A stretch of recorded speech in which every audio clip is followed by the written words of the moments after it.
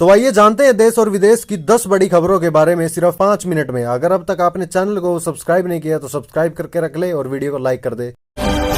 बांग्लादेश के सबसे बड़े कपड़ा बाजार में लगी आग, कई दुकानें हुई खाक, आर्मी और एयरफोर्स ने संभाली कमान।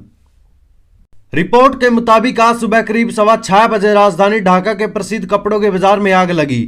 इस बाजार का नाम बंगा बाजार है। देखते ही देखते आग ने विकराल रूप ले लिया और दर्जनों दुकानें आग में खाक हो गई। यहाँ कपड़े की 6000 से अधिक दुकानें हैं।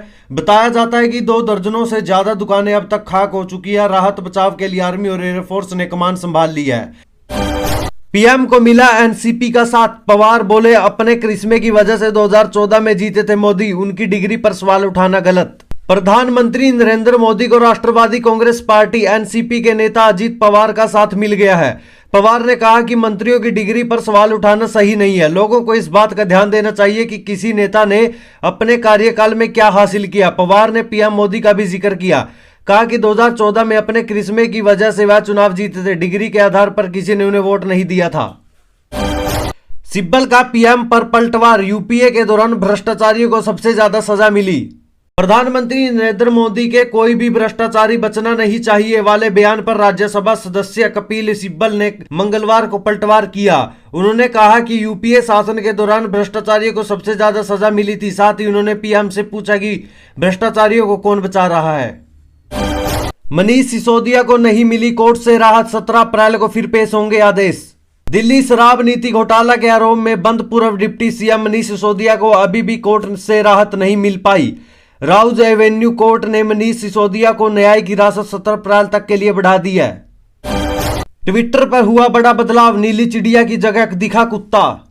जब से एलन मस्क ने ट्विटर का अधिग्रहण किया तब से उन्होंने कई बदलाव किए हैं। पहले ब्लूटूथ के लिए सब्सक्रिप्शन सेवा शुरू की, अब उन्होंने ट्विटर का लोगो ही बदल दिया। अब लोगों में नीली चिड़िया की बजाय कुत्ता दिख रहा है। मस्क की ट्वीट से तो ऐसा ही लग रहा है कि, लेकिन इस पर ठोस रूप से कुछ कहा नहीं जा सकता क्योंकि एलन मस्क अगले ही पल कुछ भी अलग कर सकते हैं। पूर्व राष्ट्रपति डोनाल्ड ट्रंप कोर्ट में सरेंडर करने के लिए पहुंचे न्यूयॉर्क। अमेरिका के पूर्व राष्ट्रपति डोनाल्ड ट्रंप मंगलवार को कोर्ट के समक्ष सरेंडर करने जा रहे हैं। रिपब्लिकन और डेमोक्रेट समर्थक रैली निकालने वाले हैं। मैनहट्टन पुलिस ने सोमवार को ट्रंप के न्यूयॉर्क में पहुंचने से पहले चप्पे चप्पे पर चौबंद सुरक्षा व्यवस्थित कर दी। पुलिस ने 35,000 अफसरों को हर वक्त तैयार रहने के आदेश दिए हैं। बागेश्वर धाम सरकार के साईं बाबा के खिलाफ बयान पर हंगामा, धीरेन्द्र शास्त्री पर एफआईआर की मांग। बागेश्वर धाम के पीठाधिकार धीरेन्द्र शास्त्री के साईं बाबा को लेकर दिए बयान पर हंगामा हो गया।